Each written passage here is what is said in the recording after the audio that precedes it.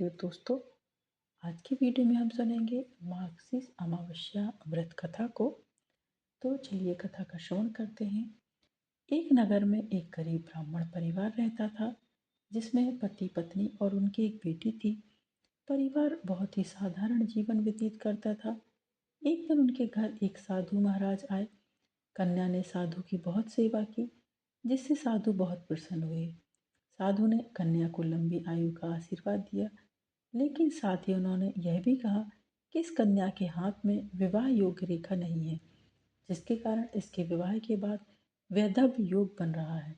यह सुनकर ब्राह्मण दंपति बहुत चिंतित हुए और उन्होंने साधु जी से इसका उपाय पूछा।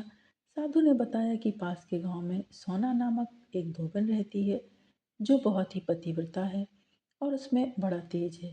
यदि यह कन्या उस धोबन की सेवा करे और बदले में वह महिला प्रसन्न होकर इसकी शादी में अपने मांग का सिंदूर लगा दे, तो इस कन्या का वैधव्य योग नष्ट हो जाएगा। साधु ने यह भी बताया कि वह महिला कहीं आती जाती नहीं है।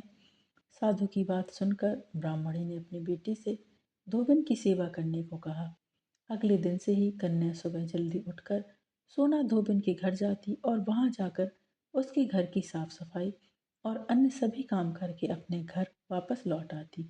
वह यह काम कई दिनों तक करती रही, लेकिन धोबन को कभी पता नहीं चला कि कौन उसके घर के काम करता है।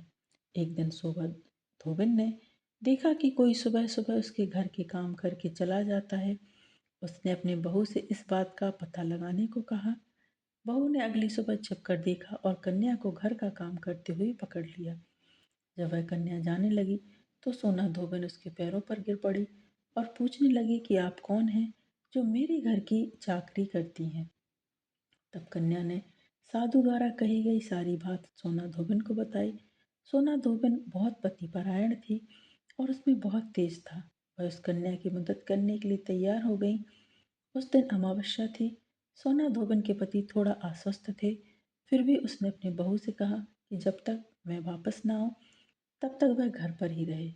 सोना धोबन ने जैसे ही उस कन्या की मांग में अपना सिंदूर लगाया, सोना धोबन का पति तुरंत स्वर्ग को सिधार गया। सोना धोबन को इसका बात का पता चल गया।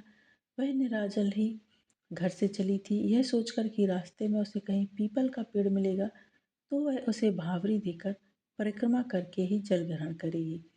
पीपल के पेड़ के पास पहुंचकर सोना धोबन ने विधिवत रूप से पीपल के पेड़ की 108 बार परिक्रमा की और बिना जल ग्रहण किए अपने पति का स्मरण करते हुए प्रार्थना की। उसकी पतिव्रता और तपस्या के बल पर उसके पति को पुनः जीवन मिल गया।